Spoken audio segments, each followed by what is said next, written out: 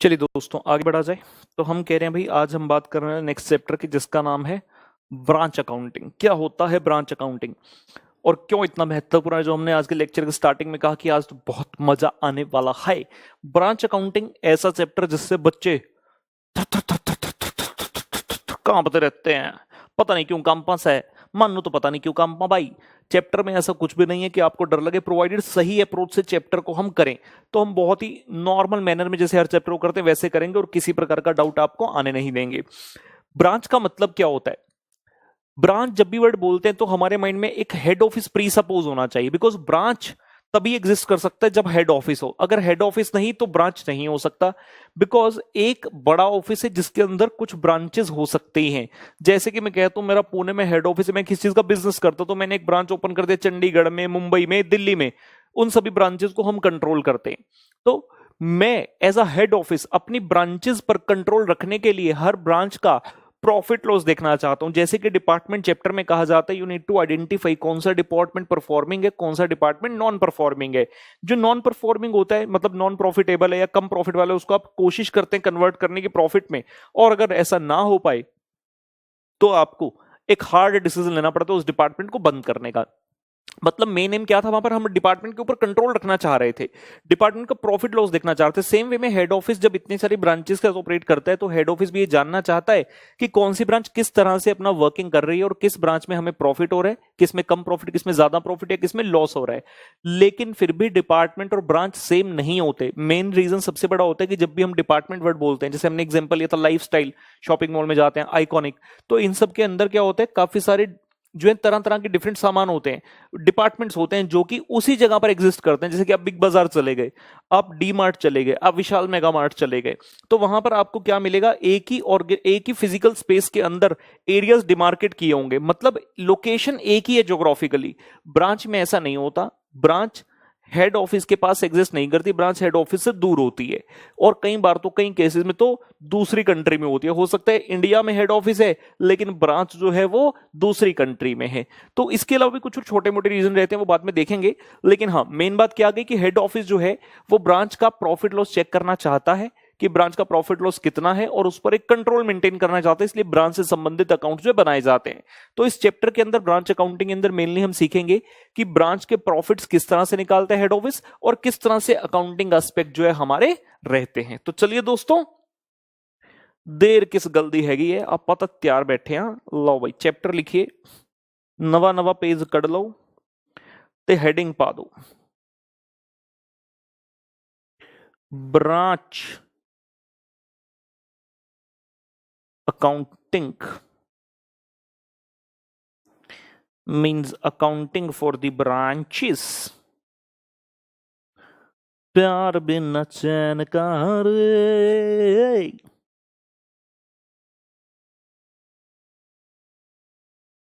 कुछ बेसिक्स की बात हो जाए, कुछ थ्योरेटिकल एस्पेक्ट, कुछ बेसिक इंट्रोडक्शंस एंड ऑल, और उसके बाद जो है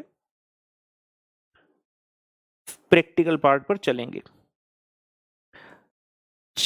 कॉन्सेप्ट 1 में सीख रहे हैं basics.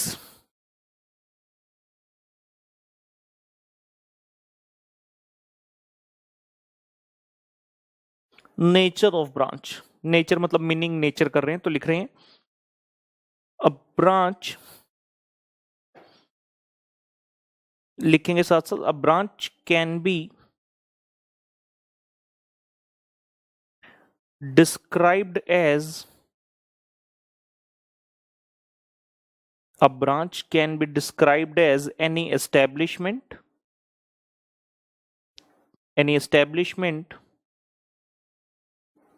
carrying on either the same or substantially same activity, carrying on either the same या तो absolutely same या substantially same, मतलब मेजर पार्ट सेम है, substantially same activity as that carried on by the as that carried on by the head office of company, carried on by the head office, that's enough। मान लीजिए मैं second hand cars का business करता हूं, तो मेरा main office Pune में है, मैंने एक चंडीगढ़ ओपन कर दिया, एक दिल्ली, एक मुंबई। तो जो दिल्ली वाले हैं, चंडीगढ़ वाले हैं, मुंबई वाले हैं, वो भी सेम ही काम कर रहे हैं, सेकेंड हैंड कार में डील करते हैं।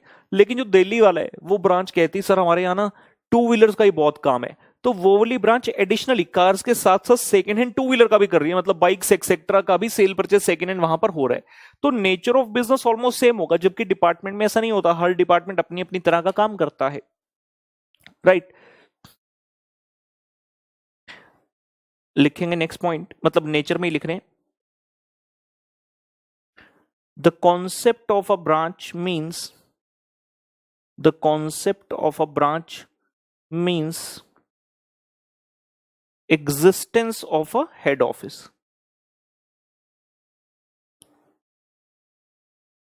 हेड ऑफिस का मतलब होता है that is principal place of business, that is principal place of business, full stop. So there can't be a branch, there can't be a branch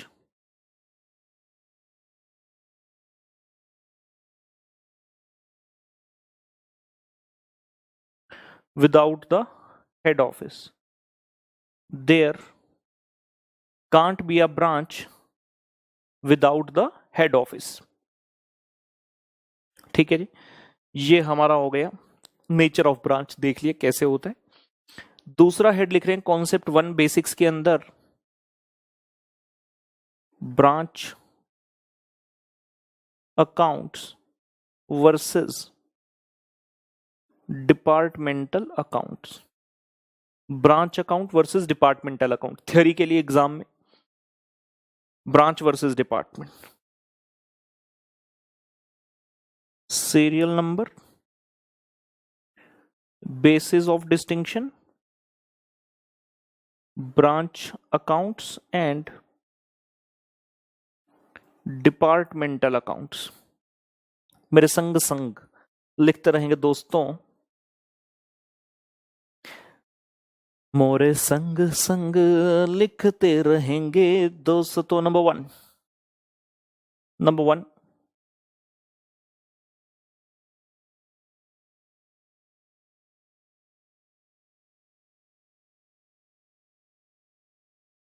number one,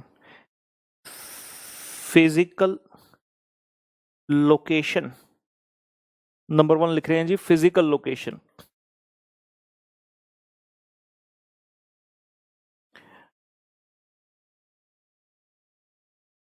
first point branch में लिख रहे हैं, branch is situated away from the head office and sometimes in a different country, and sometimes in a different country. Branch is situated away, दूर दूर दूर दूर। दूर के ऊपर गाना भी था, कोई तो था आतिफ असलम का, ये दूरियां। Branch is situated away from the head office and sometimes in a different country, जबकि डिपार्टमेंट एक ही जगह पर होते हैं। लिखेंगे जी,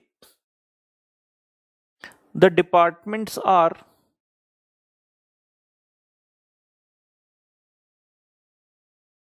situated at departments are situated at one place, एक ही जगह पर होते हैं। नंबर दो, नंबर दो, मेंटेनेंस ऑफ अकाउंट्स। डिपार्टमेंट्स क्योंकि एक ही जगह पर है, वहां तो एक ही जगह पर होंगे, लेकिन ब्रांच के केस में हेड ऑफिस यूजली मेंटेन करते हैं, लेकिन ब्रांच भी रख सकती है। लिखेंगे maintenance of accounts, branch accounts may be maintained, branch accounts may be maintained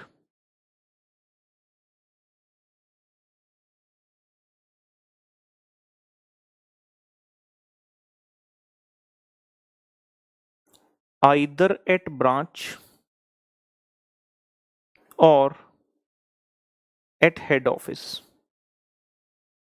Branch accounts may be maintained either at branch or at head office. दूसरी तरफ लिखेंगे departmental accounts,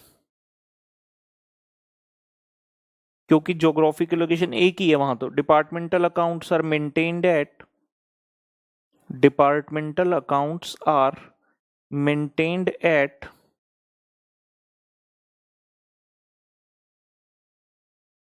one place only. Departmental accounts are maintained at one place only. ये हो गया जी for maintenance of accounts. दूसरा point हमारा and हुआ difference का। तीसरा point allocation of common expenses. याद है आपको जब हम डिपार्टमेंट चैप्टर करते हैं तो वहां पर एक डिफरेंट टाइप का हमारे सामने चैलेंज आता है, कॉमन एक्सपेंसेस। मतलब कुछ ऐसा खर्चा होता है जो कि पूरी ऑर्गेनाइजेशन के लिए और हमें डिपार्टमेंट वाइज बांटना पड़ता है, तो वो एक बड़ा चैलेंज होता है। कई बार तो सीधा सीधा पता होता है, लेकिन कई बार हम डिफरेंट डिफरेंट बेसिस के हिसाब से बांटते हैं। अब बेस के हिसाब से बांट तो दिया, लेकिन उसका मतलब नहीं कि बिल्कुल वो एक्यूरेट है। ब्रांच के केस में ऐसा दिक्कत आता नहीं, क्योंकि हर ब्रांच जो है दूर दूर सिचुएटेड है, हर ब्रांच के अपने खर्चे होते हैं, वहां कोई कॉमन एक्सपेंडिचर यूजली होता ही नहीं है। लिखेंगे जी as the expenses of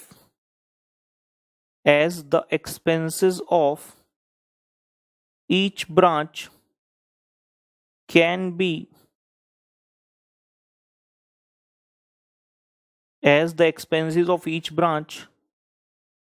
be separately identified, so there doesn't arise any problem of allocation. So there doesn't arise any problem of allocation. लिखेंगे the common expenses, डिपार्टमेंट वाले में लिख रहे हैं the common expenses are distributed amongst the departments. Common expenses are distributed amongst the departments on some equitable basis. On some equitable basis मतलब case to case depend करता है।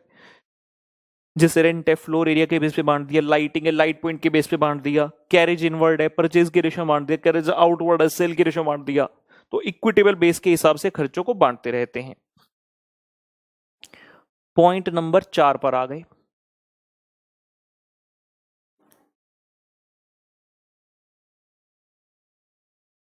Reconciliation of accounts.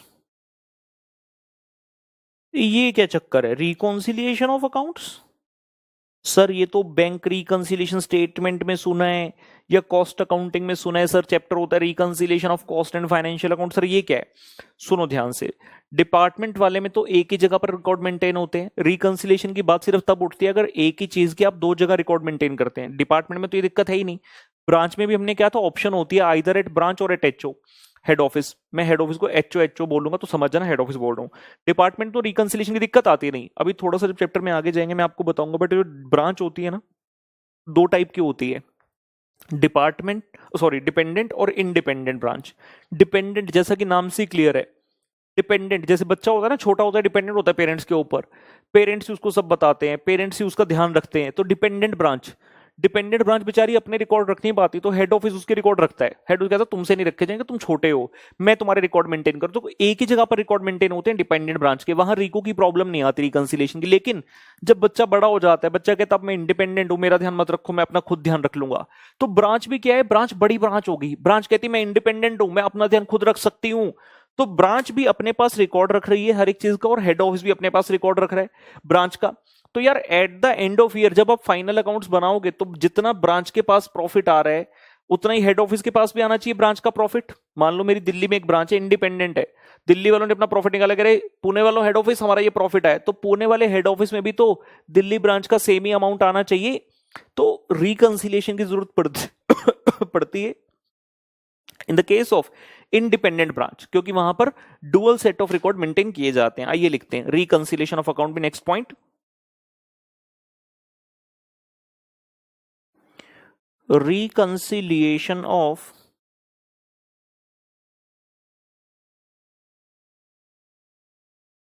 head office accounts and branch accounts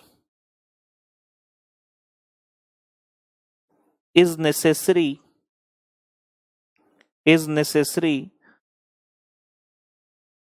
when the branch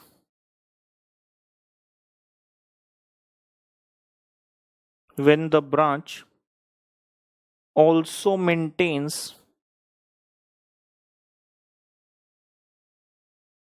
independent accounting records. When the branch also maintains independent accounting records. ठीक है ना, और बगल में लिख देंगे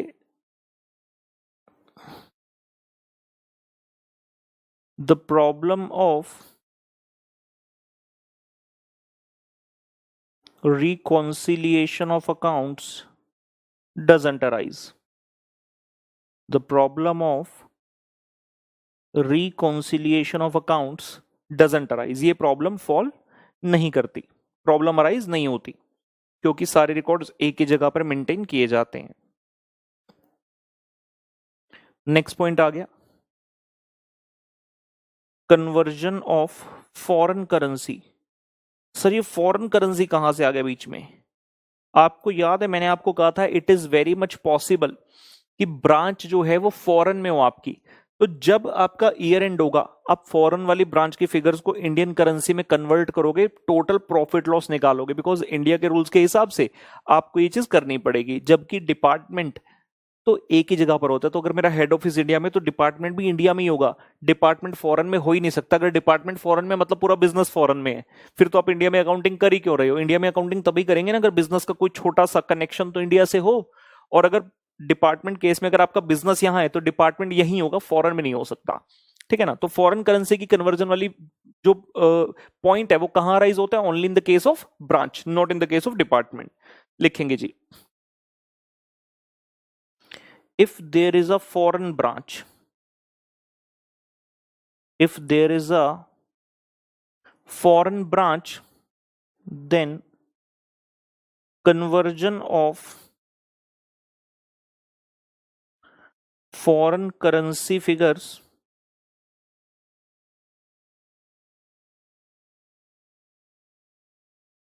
into Indian currency is required. If there is a foreign branch, then conversion of foreign currency figures into Indian currency is required, comma, at the time of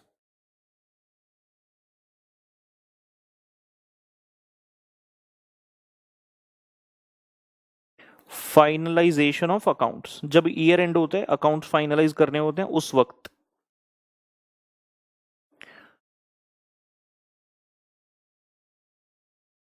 The problem of conversion of foreign currency figures, the problem of conversion of foreign currency figures don't arise. Department में ये दिक्कत arise ही नहीं होती। क्योंकि वहां पर foreign की कोई बातचीत ही नहीं है, वहां पर मात्र बातचीत है तो इंडिया। वतन मेरा इंडिया, सजन मेरा इंडिया, टाणंग टडंग डंग डंग डंग टाणंग टडंग डंग डंग डंग। ये दुनिया डिग डिग डिग, एक दुल्हन डिग डिग डिग, ये दुनिया एक दुल्हन दुल्हन, ये माथे की बिंदिया, डुंग डुंग डुंग डुंग डुंग, ला ला ला ला ला ला ला, तररररररररर।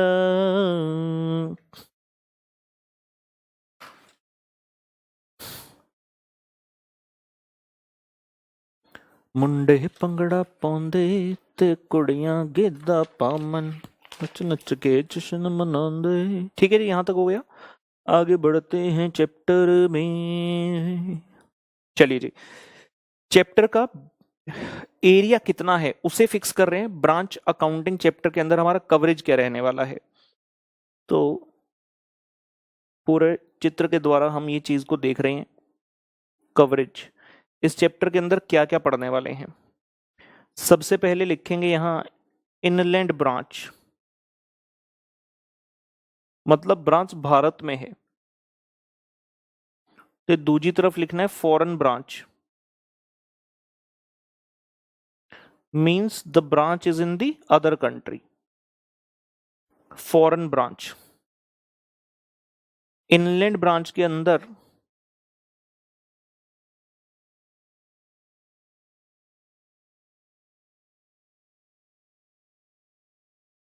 इनलैंड ब्रांच के अंदर अपने पास दो हेड आ रहे हैं।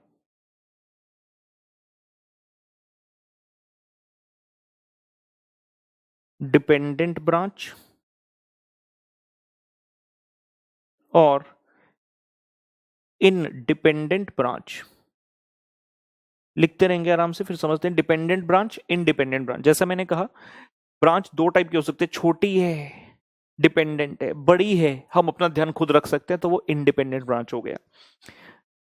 फॉरेन ब्रांच के अंदर further there can be two bifurcation, one is integral foreign operation, integral foreign operation जिसको शॉर्ट फॉर्म में ईफो के नाम से बुलाया जाता है, ईफो।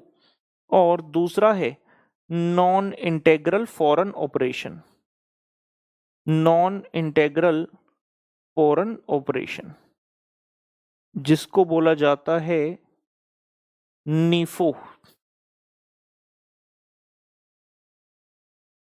Integral foreign operation IFO, non integral foreign operation नीफो।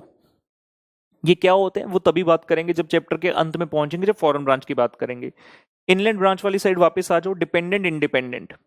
Dependent कब बोलते हैं, डिपेंडेंट कब बोला जाता है? If the accounting records are kept at head office. तो डिपेंडेंट है, इनके सारे रिकॉर्ड्स कौन मेंटेन करता है? Head office. Accounting records are kept at head office. Independent के नीचे लिखेंगे branch itself maintains, branch itself maintains its independent accounting records. Branch itself maintains its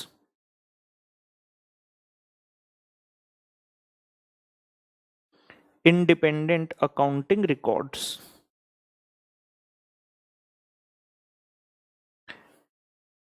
उसके बाद बारी आई, ठीक है, इतना यहां तक समझ लिया। डिपेंडेंट ब्रांच का मतलब है जहां पर हेड ऑफिस सारे रिकॉर्ड मेंटेन करेगा, और इंडिपेंडेंट का मतलब है जहां पर ब्रांच कहती है हम अपना ध्यान खुद रख सकते हैं। तो ब्रांच मेजरली सारे रिकॉर्ड्स अपने पास ही मेंटेन करती है। डिपेंडेंट ब्रांच के अंतर्गत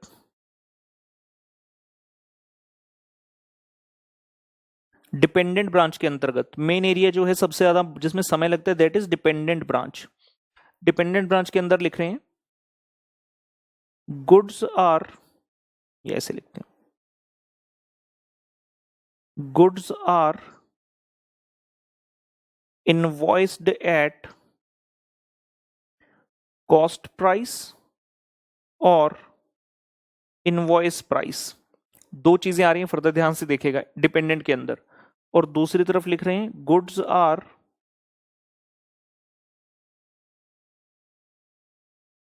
इनवॉइस्ड एट होलसेल प्राइस।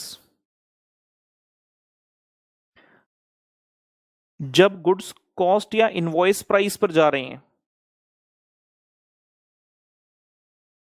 तो तीन मेथड हमारे सामने आते हैं mainly. One is debtors method, one is debtors method, the number two is final accounts method, number two is final accounts method, and number three is stock and debtors method।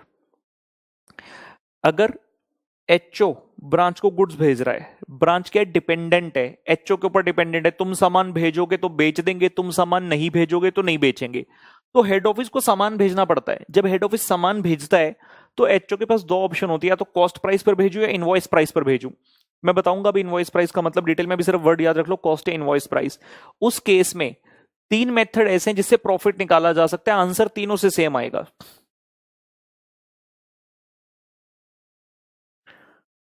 Profit of the branch shall be same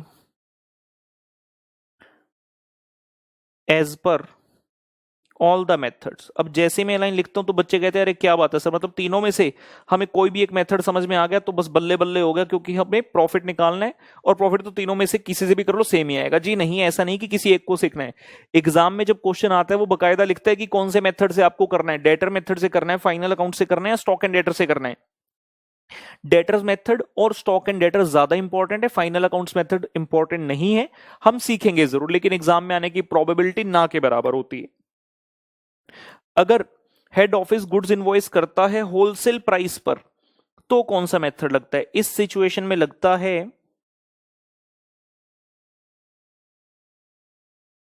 wholesale price method. इस situation में जो method लगता है उसे बोलते हैं wholesale price method. तो ये हमारे चैप्टर की बाउंड्री है। सबसे पहले हम डिपेंडेंट ब्रांच स्टार्ट करेंगे जिसमें डेटर्स मेथड, इसी हायरार्की में चैप्टर करेंगे। सबसे पहले डेटर मेथड सीखेंगे, फिर फाइनल अकाउंट्स मेथड, फिर स्टॉक एंड डेटर मेथड, फिर आएगा होलसेल प्राइस मेथड। उसके बाद हमारा फोकस शिफ्ट होगा इंडिपेंडेंट ब्रांच पर, और अंत में हम पहुंच जाएंगे फॉरेन ब्रांच, जहां ईफो और नीफो की बातचीत हमें करनी है। तो ये पूरे चैप्टर की बाउंड्री है, इतनी चीज नोट कर लीजिए।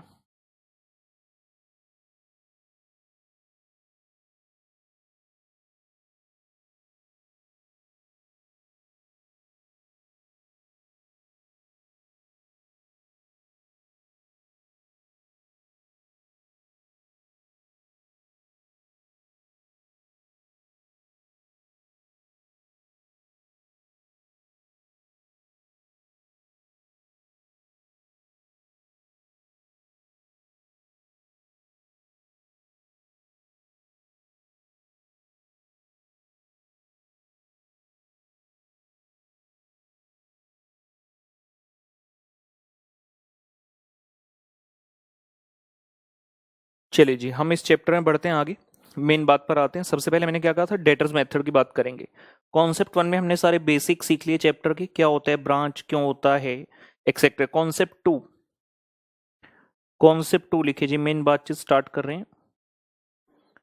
Dependent branch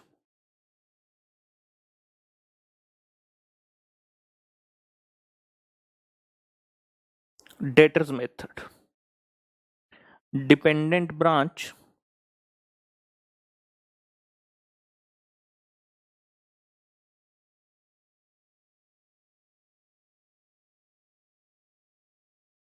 debtors method. Debtors method क्या कहते हैं मेथड? मैंने एक चीज बोल दी कि डिपेंडेंट ब्रांच में when the goods are being invoiced at cost और इनवॉइस प्राइस, तीन मेथड हैं, debtors method, final accounts method, stock and debtor method. सबसे पहले सीख रहे हैं डेटर मेथड, फिर आएंगे फाइनल अकाउंट्स मेथड पर, और लास्ट में स्टॉक एंड डेटर मेथड करेंगे। प्रॉफिट सेम आता है, आप किसी भी मेथड से करें किसी भी क्वेश्चन को, एक क्वेश्चन पकड़ लो, उसको तीनों मेथड से कर दो, आंसर सेम आएगा, ठीक है ना। लेकिन एग्जाम में जब क्वेश्चन आएगा वो हमें मेथड बताएगा कौन सा फॉलो करना है, तो हम उसी मेथड के हिसाब से करेंगे। जैसा कि मैंने कहा फाइनल अकाउंट्स मेथड बहुत ज्यादा पॉपुलर नहीं है, तो उसके क्वेश्चन एज सच सब जगह कम ही कम है, मतलब मिलते ही नहीं कहीं पर। तो हम क्या करेंगे, मैं आपको डेटर मेथड सिखाऊंगा, इसके कुछ प्रश्न हम करेंगे, 2-3 क्वेश्चन करने के बाद मैं आपको फाइनल अकाउंट्स मेथड सिखा दूंगा। इसलिए कि कुछ ऐसे प्रश्न रहेंगे जिसमें मैं डेटर्स मेथड भी करा दूंगा और फिर उसी क्वेश्चन को मैं फाइनल अकाउंट्स मेथड से करा दूंगा, क्योंकि फाइनल अकाउंट्स के इटसेल्फ क्वेश्चन मिलने अलग से बड़े मुश्किल हैं, तो हमें अलग से चाहिए भी क्यों। इन्फॉर्मेशन तो ऑब्वियसली सेम ही होगी ना, ऐसा थोड़ी है फाइनल अकाउंट्स मेथड के लिए इन्फॉर्मेशन कुछ और होगी, स्टॉक डेटा के लिए कुछ और होगी। अरे यार, ब्रांच की जो इन्फॉर्मेशन है बेचारे की वो तो सेम ही रहेगी ना। अब आप किसी मेथड से करो, ठीक है ना। तो डेटर मेथड के हमारे पास काफी सारे क्वेश्चन है मेरी लिस्ट के अकॉर्डिंगली, 1 2 3 4 5 6 7, मतलब ऑलमोस्ट 10 प्लस क्वेश्चन है हमारे पास। तो सारे क्वेश्चन खत्म होने की वेट नहीं करेंगे कि पहले सारे क्वेश्चन के फिर फाइनल अकाउंट्स, मैं कुछ क्वेश्चन करने के बाद फाइनल अकाउंट्स मेथड सिखा दूंगा आपको, ठीक है ना। और उसके बाद फिर कंटिन्यू करेंगे डेटर्स मेथड, और बीच में कुछ कुछ क्वेश्चन फाइनल अकाउंट से भी करते रहेंगे। ओके, दूसरी बात, जो भी ये मेथड है, डेटर्स मेथड, फाइनल अकाउंट या स्टॉक डेटर, सबका पर्पस एक ही है, क्या, प्रॉफिट निकालना। किसका, ब्रांच का। सबका पर्पस एक ही है, ब्रांच का प्रॉफिट निकाल लेना, ठीक है। आइए समझते हैं इसको डेटर्स मेथड क्यों कहते हैं। हेड ऑफिस इस मेथड में ब्रांच को एक डेटर की तरह ट्रीट करता है। लिख रहा हूं मैं, लिखेंगे आप भी। Head office treats the branch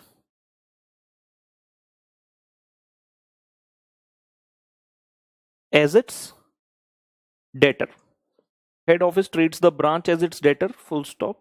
Next point, HO prepares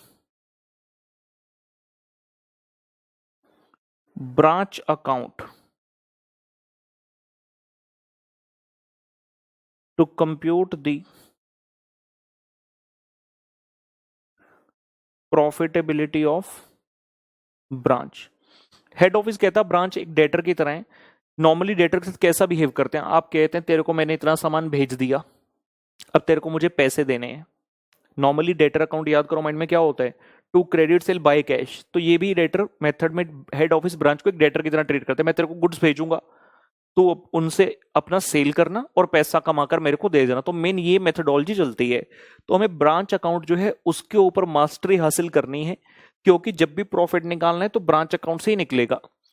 branch account main account रहेगा, लेकिन कई बार हमें कुछ पेरिफेरल अकाउंट भी बनाने पड़ते हैं कुछ कुछ फिगर्स को निकालने के लिए, जैसे कि मीमो डेटर, डेटर अकाउंट बनाना पड़ता है हमें। वर्किंग नोट में बनाएंगे तो हमने नाम लिखा memo debtor, memorandum debtor, memorandum stock, और रेयर केसेस में लेट से मेमोरेंडम कैश अकाउंट एक्सेट्रा। सो अकाउंट्स कौन से बन रहे हैं, लिखते हैं यहां पर।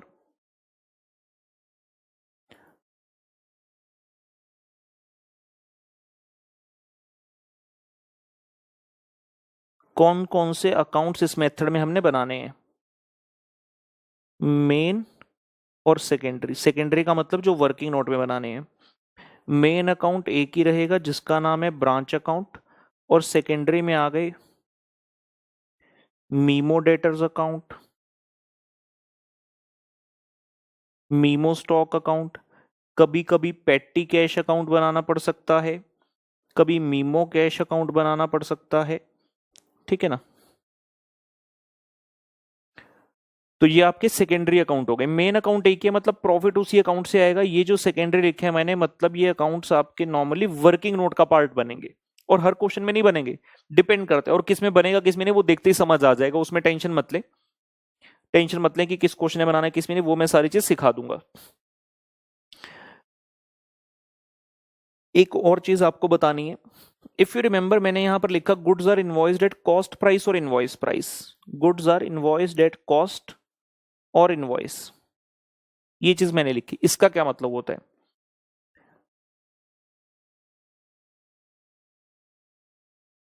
गुड्स बीइंग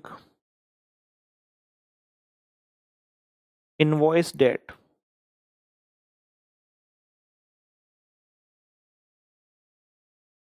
कॉस्ट प्राइस या इनवॉइस प्राइस, समझेंगे।